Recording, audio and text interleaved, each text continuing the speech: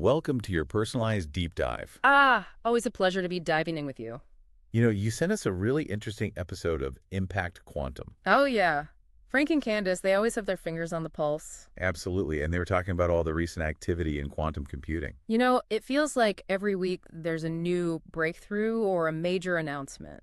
For sure. And they really painted a picture of a field that's just moving so fast. Yeah, it can be hard to keep up, right? Exactly. And I think that's why we wanted to do this deep dive, to really pull out those key insights and help folks understand what's happening. Kind of cut through the noise a bit. Precisely. So they don't feel overwhelmed. Right, because the stuff can get pretty complex. It can. It definitely can. So let's start with something that really jumped out at me. Okay, I'm all ears. It was about Jensen Huang, the CEO of NVIDIA. Oh, yeah, what about him? Well, it seems like his views on quantum computing have shifted a bit recently. Right. It's fascinating because earlier this year at CES, he was pretty skeptical. Was he really? Yeah, the ImpactQuantum host said he basically expressed doubts about how soon we'd see practical quantum computers. So, not anytime soon kind of thing. Exactly. And they even said that his comments seemed to briefly impact quantum computing stocks. Oh, wow. So people were really paying attention to what he had to say. It makes sense, right? He's the head of a major player like NVIDIA. Of course, they're heavily involved in the hardware side of things, both for AI and for quantum. So his opinion carries a lot of weight. Absolutely. And then a few months later, things changed. That's what I found so intriguing. What happened? Well, at NVIDIA's GTC conference in late March, the ImpactQuantum hosts described a real shift in his tone. Okay, so what was he saying then? He seemed much more optimistic, like he was walking back some of that earlier skepticism. Oh, that's a pretty big deal, right? I thought so too, especially coming from someone in his position. Yeah, it's not just idle chatter, he's probably seeing some real progress happening behind the scenes. Exactly, maybe at the companies that NVIDIA works with or invests in. Probably. They have a front row seat to all of this. So his increased optimism could actually be a sign that things are moving faster than people thought. Right. It's like an insider's perspective, And that ties in perfectly with the next big theme, the ImpactQuantum hosts discuss. Okay, what's that?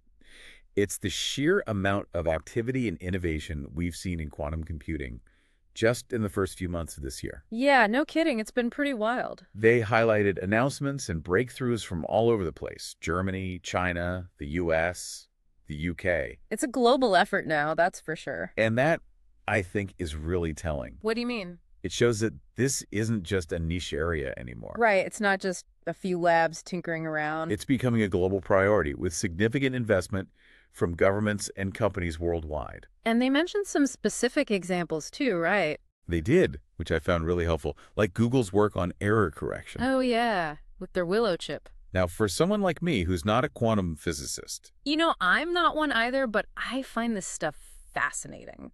why is error correction such a big deal? Well, it's all about the nature of qubits, the fundamental building blocks of quantum computers. Yeah, I've heard of those, but they're very different from the bits in our regular computers. Totally different. You see, qubits are incredibly sensitive. Incredibly sensitive to any kind of disturbance. Like what? Oh, things like stray electromagnetic fields, tiny changes in temperature, even vibration. Ooh, wow, that's pretty fragile. They are, and these disturbances can cause them to lose their quantum information. Which means errors in calculations. Exactly. So error correction is all about finding ways to stabilize those qubits. To make them more reliable. Right. So you can actually perform complex computations without everything falling apart. Ah, that makes a lot more sense now.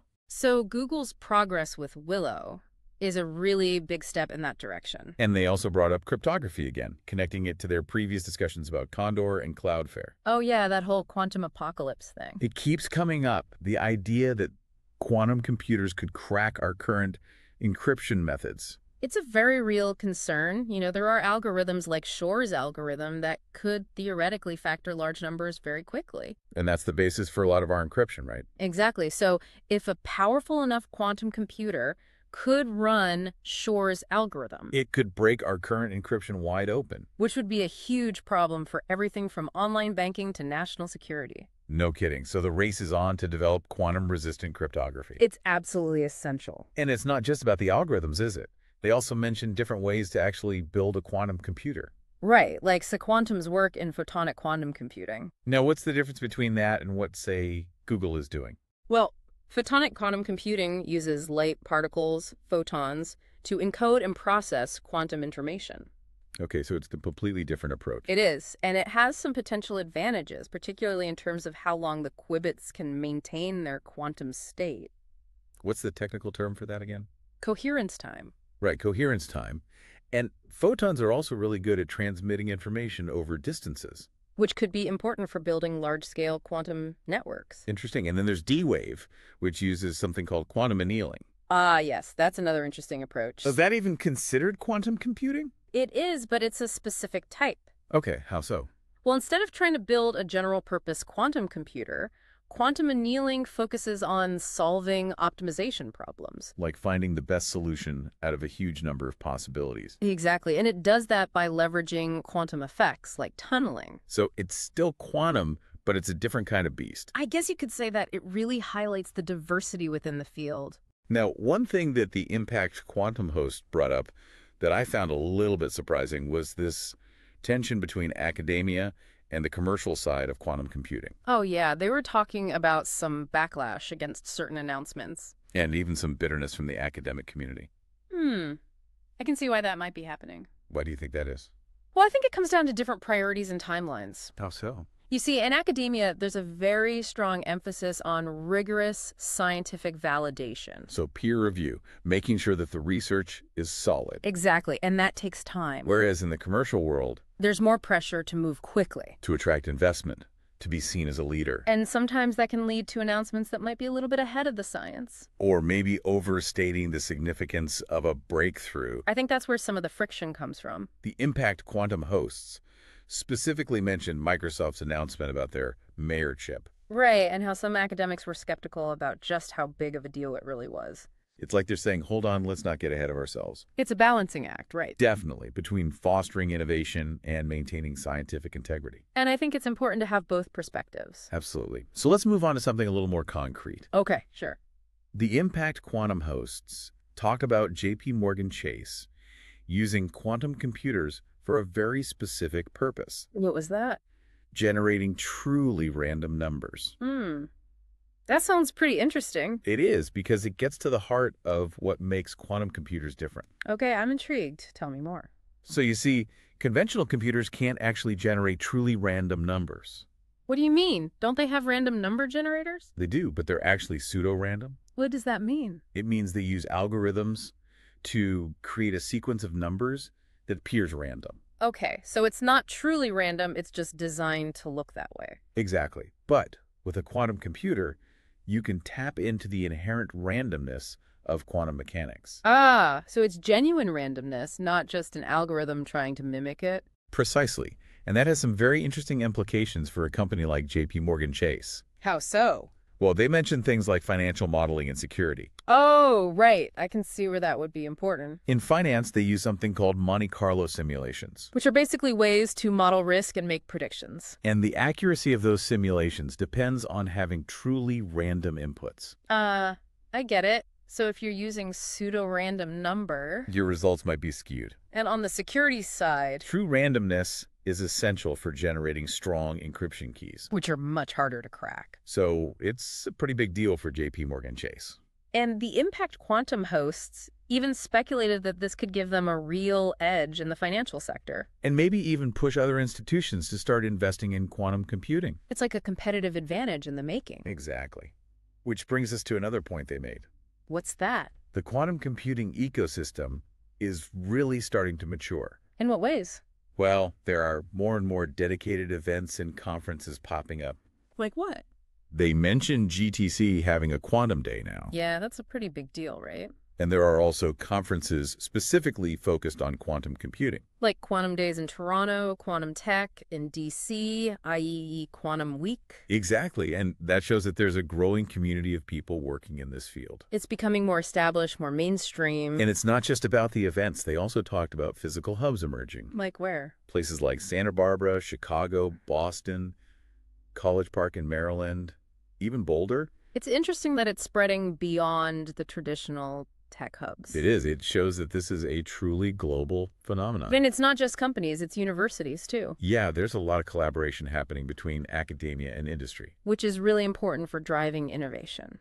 Now, despite all this excitement, we have to be realistic, too. Right. The ImpactQuantum hosts make sure to emphasize the difference between the long-term goal, the dream of a fully fault-tolerant quantum computer, and the more immediate potential for impact. They called it a long play, but not that long. Which I thought was a great way to put it. Yeah, because while that ultimate goal might still be a ways off, there are already opportunities to leverage quantum computing in the near term. Exactly, through things like hybrid quantum classical systems. And by focusing on specific, well-defined problems. Like what JP Chase is doing with random number generation. Right, so it's not all or nothing. We can start seeing benefits now. And they even hinted at an upcoming episode featuring a company that already has an API for a hybrid system.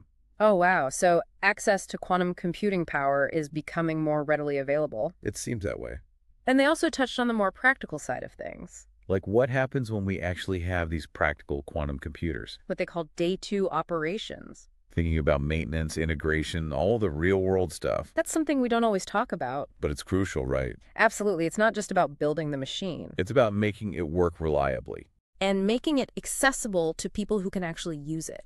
Now, I'd be remiss if we didn't mention the quantum apocalypse. Oh, yeah. The elephant in the room. The ImpactQuantum host definitely didn't shy away from that. It's a serious topic, and for good reason. The idea that future quantum computers could break our current encryption. It's a potential nightmare scenario. And it's why research into quantum-resistant cryptography is so urgent. It's a race against time, really. And they even brought up the possibility that some countries might already have more advanced quantum capabilities than we know. That's a sobering thought. It adds a whole other layer of complexity to the situation. For sure. It's not just about the technology itself. It's about the geopolitical implications. And the potential for a quantum arms race. Okay, so let's wrap up with a key takeaway from the ImpactQuantum hosts. Okay, what's that? They encouraged everyone, and I mean everyone, to start exploring quantum computing. Even if you don't have a background in physics or computer science? Just out of general curiosity. Yeah, because this technology is going to have an impact on all of us. Sooner or later. And the more we understand it, the better prepared we'll be for the future. And thankfully, there are so many resources available now. They mentioned YouTube videos, even AI tools like custom GPT agents. It's amazing how accessible this information is becoming. Exactly. So there's really no excuse not to learn at least the basics. It's an investment in your own understanding of the world. And it might even spark some new ideas or opportunities. Who knows? Maybe you'll be the one to come up with the next big breakthrough in quantum computing. So there you have it, our deep dive into the world of quantum computing. It's a fascinating and rapidly evolving field. And as we've seen, it's full of potential, both for good and for, well, maybe some challenges. The key is to stay informed and engaged. Absolutely, because the quantum revolution is already underway. And it's going to change the world as we know it. So think about it. What questions does this deep dive raise for you?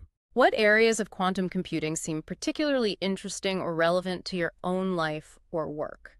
We encourage you to delve deeper, explore those questions, and continue your learning journey. Because the future is quantum, and the more we understand it, the better equipped we'll be to navigate the possibilities and the challenges that lie ahead. And on that note, thanks for joining us for this deep dive. It's been a pleasure exploring the quantum world with you. We'll see you next time. Until then, keep those quantum questions coming. Stay curious. And stay informed. See ya.